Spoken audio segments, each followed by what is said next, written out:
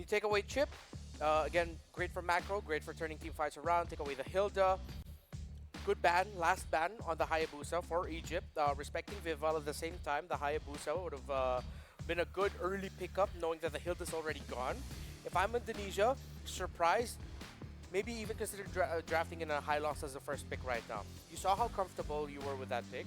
We saw how surprising you could be. But then at the same time, Alpha high loss is still open, so maybe they want to play in that trade. With Matilda gone, they might even consider a Fanny first pick, like a rush right away. Lots of options that they can go for. What about the Phobius? Wolfie's great too. I think Phobius might be a hot pick here, but they go for the Suyo first. For Indonesia, Egypt, if they want to, they could go for the Alpha. It's a lot more safer. It's something that Sunlight does play as well. But it looks like Gatot is going to be picked up here in first, as well as the Phobius. So two of those picks come through. And there's one thing to note as well. I know it's not going to pop out, but one thing I saw quite interesting was they picked up the Belleric earlier. Yeah. Ooh. Egypt. Okay, that might be an option. Let's see. But if this is going to be an Eve pickup for Indonesia, yeah, you can't Belleric in that scenario. He's just going to get poked down. Not going to be a good time for him. You already see the Phobius. The Gatot Kacha might make you doubt an Eve pickup, but I still want to see them consider it. Still go into the high loss so that they have things to fight under. There's one. If this isn't the high loss, maybe they go ahead then. Whoa, they actually go ahead and pick up the Harith now. I'm one of those types of people that don't have a lot of problems with fighting, with playing a Harith under a Phobius, even though that does give him a lot of cooldown reduction with the dashes coming out from the Harith. It's okay by me. It's okay by my book.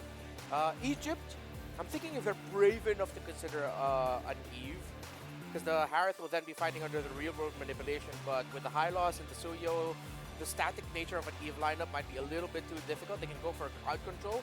Aurora third pick is usually a surprise. They can also pick up their gold laner now, so they don't have to worry about it.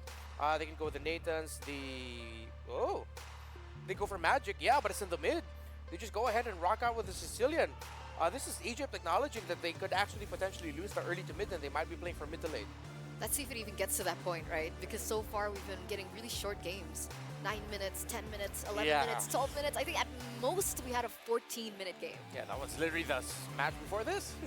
So the big question is, will the Sicilian be able to pull through the early to mid-game pressure that we've seen the Sicilian, just really have to pummel through? The Yves does get banned though, so Egypt still not taking chances despite them already picking up that Gatot Kacha. Yeah. Do you think the Sicilian could be flexed in? No, right? We don't see it enough in actual pro play. We see it in scrims. It's a theory being worked, but Sicilian in mid is the most likely outcome.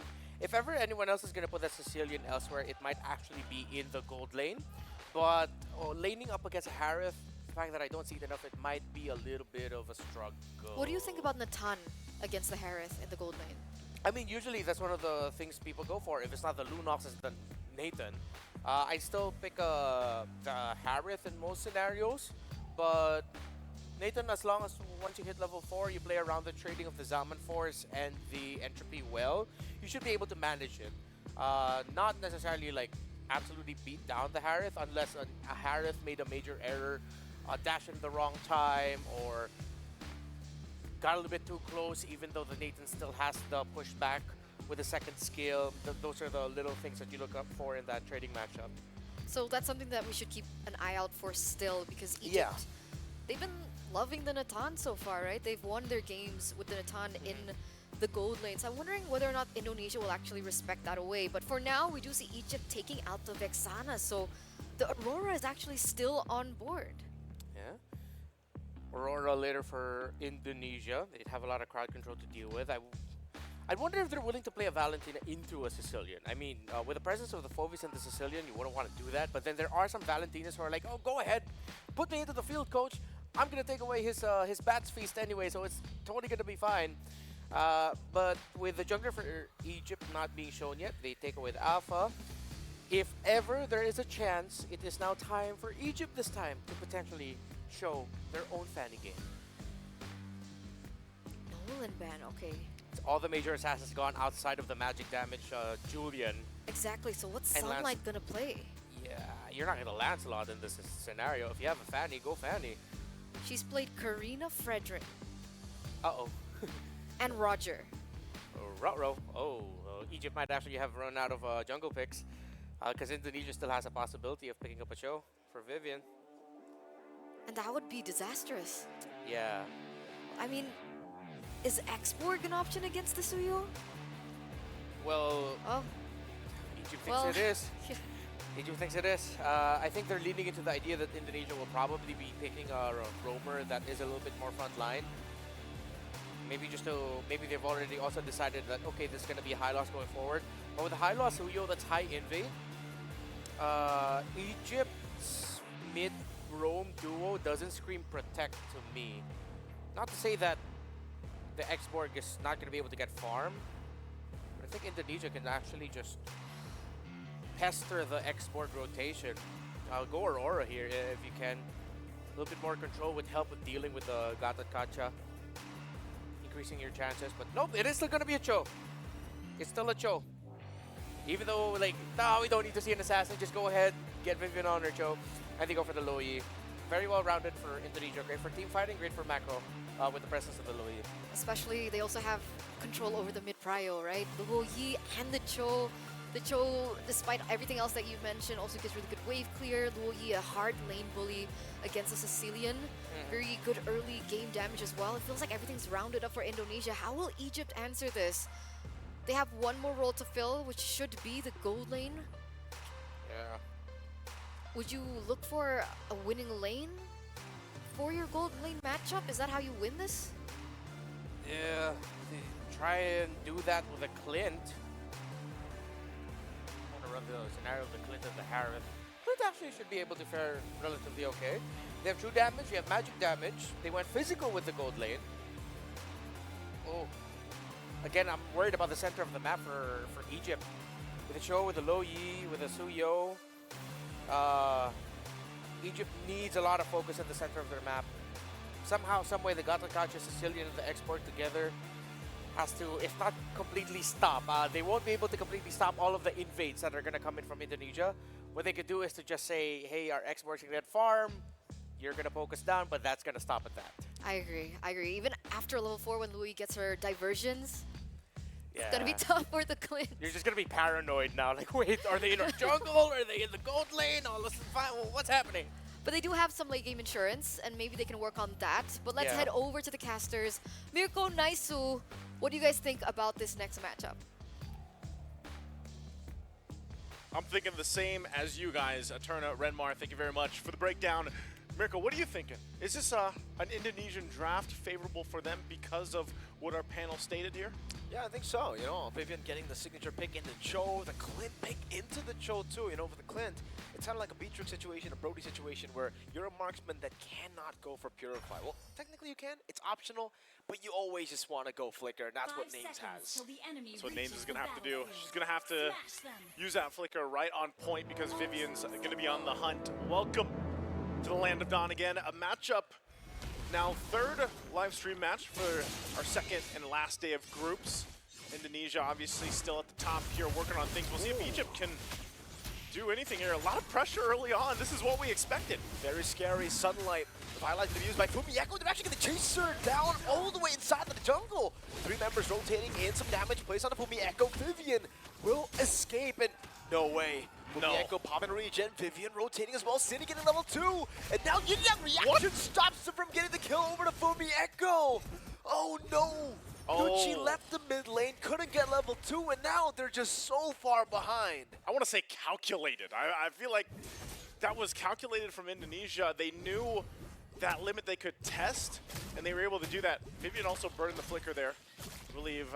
So she burns that, but really a lot of pressure. I didn't expect that early on for them to even get away with it. Like, it was like, all right, they are going to actually put some pressure on this Exborg, but to be able to get a kill and then escape with no damage done, that was the surprising part of it. So with this, now Egypt kind of trying to get back in position here. Imagine all of that just happened gives a 1K lead this early on under the 2-minute mark. It's a big problem to have here for Jiminaisu, because if we take a look at all the matchups that we've seen for the Export, it's very easy for the Export to fall behind in the early game, right? So the fact that he's still level 3 and Fumieko is already walking forward, Baraga armor down, Vivian looking for the Jikudo, but just without the Baraga armor, Stun coming in with the Sanguine Claws there, trying to peel for Vivian, but Vivian won't just go, and Jikudoer to get the second kill of the game already. Second kill on Vivian too. Vivian's the carry here, man.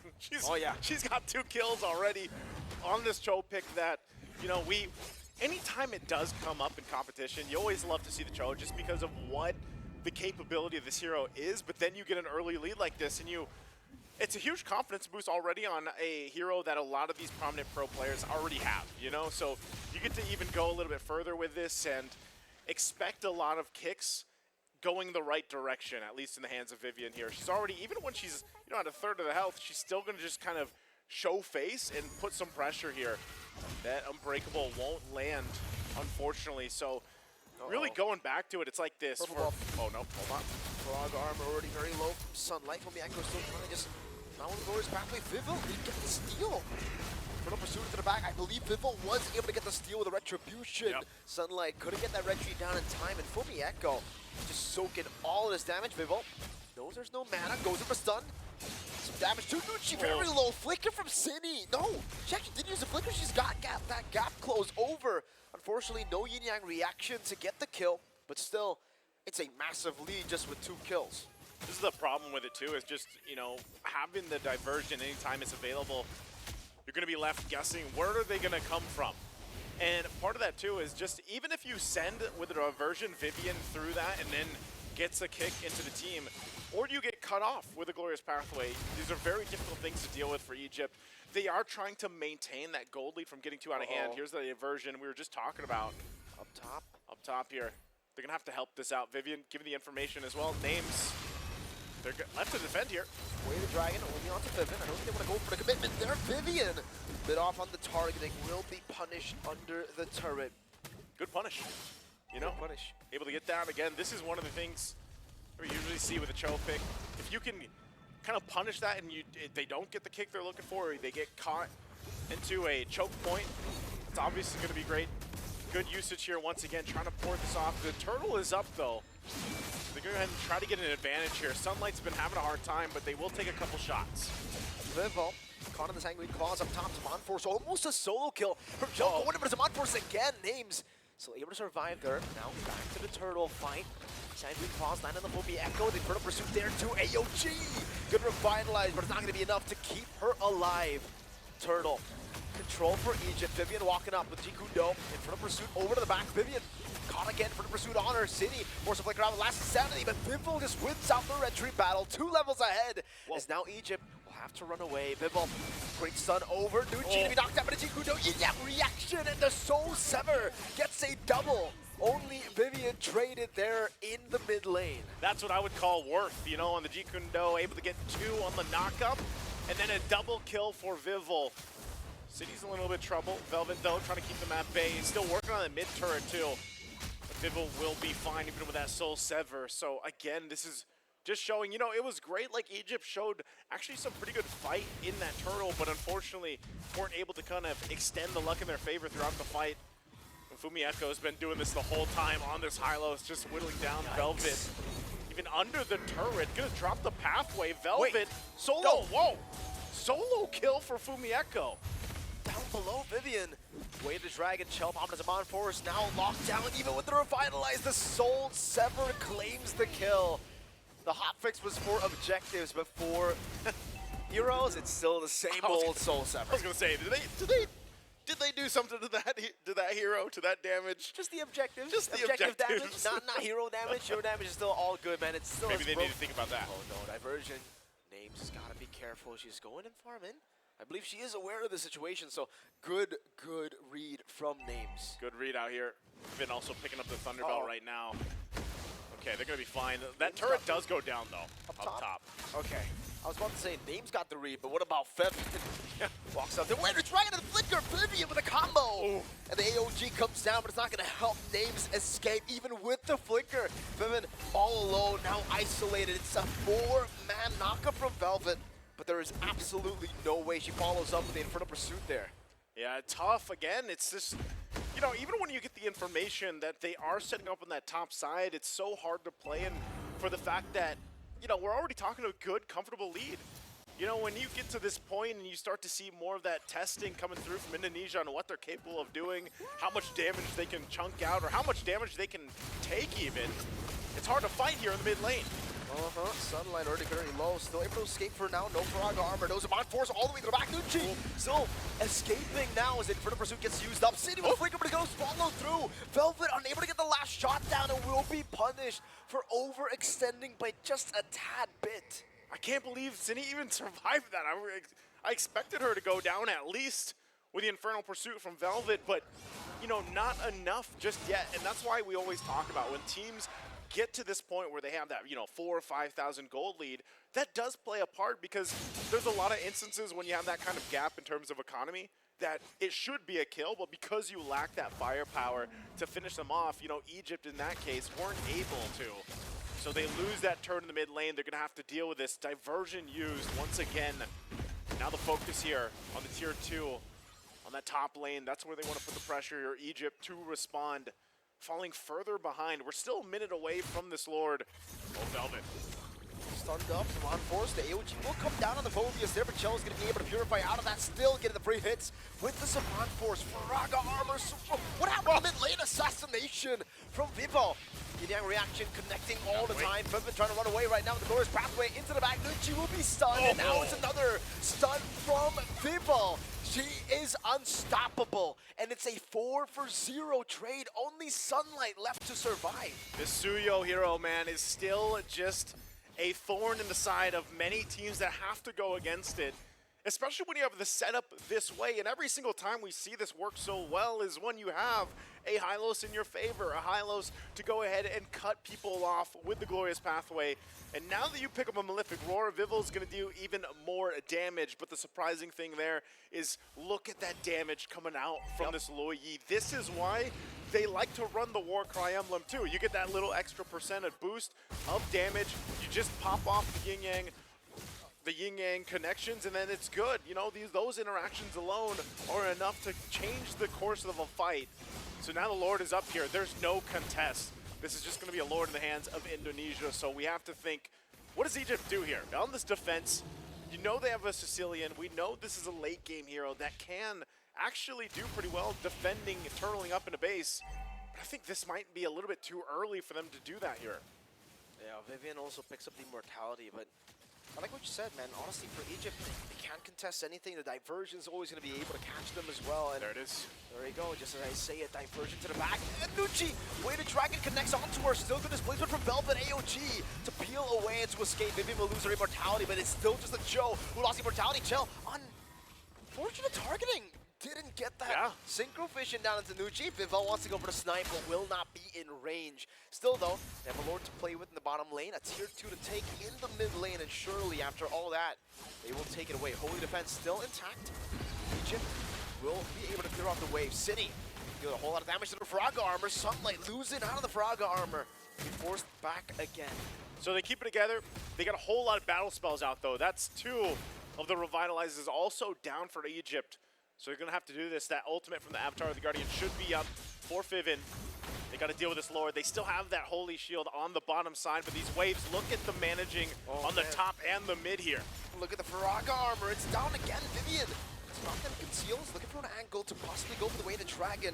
She does have the flicker through. The Yang reaction just keeps on hitting on Sunlight on Velvet, and that's why she is topping the damage leaderboard. Shell walking up. Vivo getting a turret up top. 2 base turrets taken down out of nowhere with the first Lord. Really difficult position to be in for Egypt here. 2 base turrets going down in the first Lord. And a massive gold lead right now for Indonesia. The biggest thing they can do is just hope to extend the game somehow, some way, to get enough stacks here for Nucci, but I don't know if that's going to happen. Uh-oh, glorious pathway and a stun. One more yin-yang reaction, and City fights into the back. Vivo gets rid of the immortality for Sunlight. Vivian is next as Chell. This goes rampant into the back with the Zaman Force. Another stun from Vivo. Even with the last insanity, it will not take anyone down. Vivian goes in with the Jiku, no finding the Weighted Dragon. Names with a flicker. to try to escape, to try to make the miracle happen. But the comeback will surely not happen here. It was too big of a lead. Indonesia still unstoppable in the group stage. Still clean as ever, Indonesia. Once again, the tournament favorites here, showcasing another iteration of a lineup that does everything it needs to from early to mid. I mean, it's to a point now where you get that early game lead, you transition to the mid game, you might not even see the late game, and that's the, I guess, the weakness here that we saw from Egypt's lineup was more so, you know, you have these heroes, especially a scaling up hero like a Sicilian, where you really need time to build up, get the stacks you need, hope then by the time you have enough damage to change some of the tides of the fight. They just never got the chance to get there. And it started from minute number 1, man. That pressure on the jungle to be able to just go focus on that purple buff, do enough, and then get away, you know, without any consequences early on is exactly what snowballed everything from this point.